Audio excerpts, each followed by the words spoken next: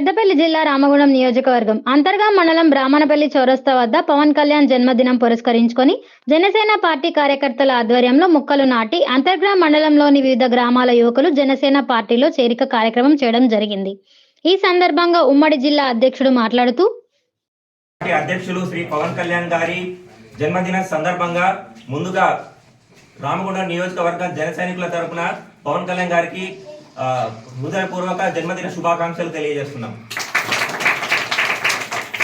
పవన్ కళ్యాణ్ గారి జన్మదిన సందర్భంగా ఈరోజు వివిధ రకాల కార్యక్రమాలు నిర్వహించడం జరిగింది. గోదావరిలో ఉదయం పవన్ కళ్యాణ్ గారి పేరు మీద అర్చన చేయించడం జరిగింది.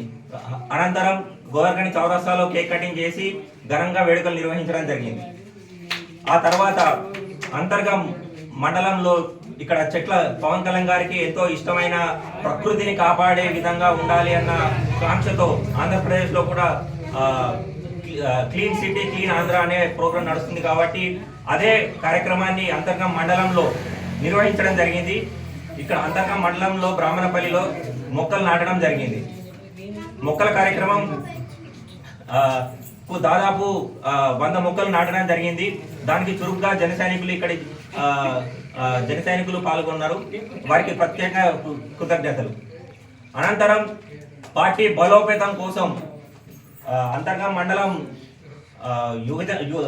యువజన విభాగం జనరల్ సెక్రటరీ నరేష్ గారు మరియు బ్రాహ్మణపల్లి గ్రామం నాయకులు సాగర్ గారు యువతను పార్టీలోకి ఆహ్వానించడం జరిగింది.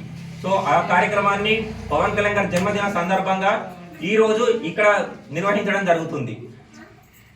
ఈ సందర్భంగా నేను ఒక చిన్న కథ చెప్దాం అనుకుంటున్నాను. ఒక 100 సంవత్సరాలు స్వాతంత్రానికి ఒక 100 సంవత్సరాల ముందు 1857 ఆ సంవత్సరంలో ఉత్తరప్రదేశ్లో మథుర అనే గ్రామంలో చపాతీ ఉద్యమం జరిగింది. బహుశా ఇది కొందరికి తెలిసి ఉండొచ్చు, కొందరికి తెలియకపోయి ఉండొచ్చు. ఈ చపాతీ ఉద్యమం ఏంటంటే గ్రామంలో ఉన్న ప్రతి ఒక్కరు చపాతీలు తయారు చేసి పంచుతూ ఉండేవాళ్ళు. వాళ్ళు మళ్ళీ ఇంకా మరిన్ని చపాతీలు తయారు చేసుకొని మళ్ళీ పంచేవాళ్ళు.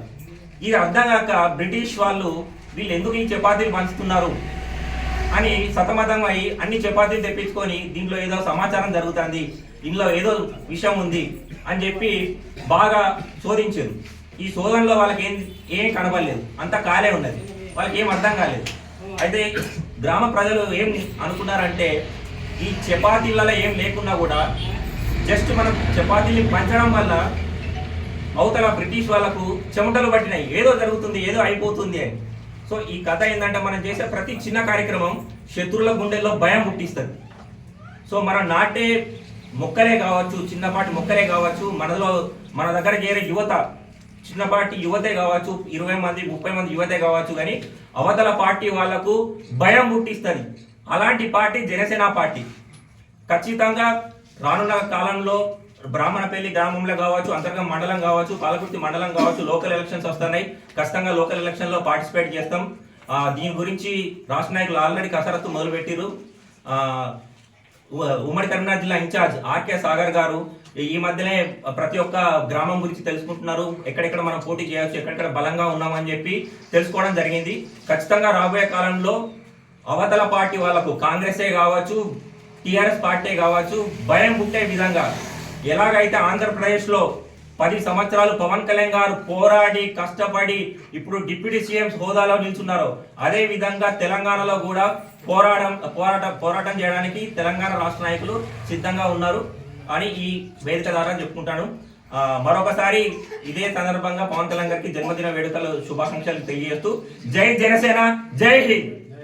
ఈ కార్యక్రమంలో ఉమ్మడి కరీంనగర్ యువజన అధ్యక్షుడు రావుల మధు, రాజ్ కుమార్, మండల ప్రధాన కార్యదర్శి టి గుండ్ల నరేష్, రాజ్ కుమార్, రాజశేఖర్, మంగ, రవికాంత్, రాకేష్, తిరుపతి, నంది అజయ్, అరవింద్, పవన్, మనోజ్, దేవవరం సాగర్, నవీన్ సాగర్, విజయ్, రాజు, రాకేష్, రాజశేఖర్, అభి తదితరులు అధిక సంఖ్యలో పాల్గొన్నారు.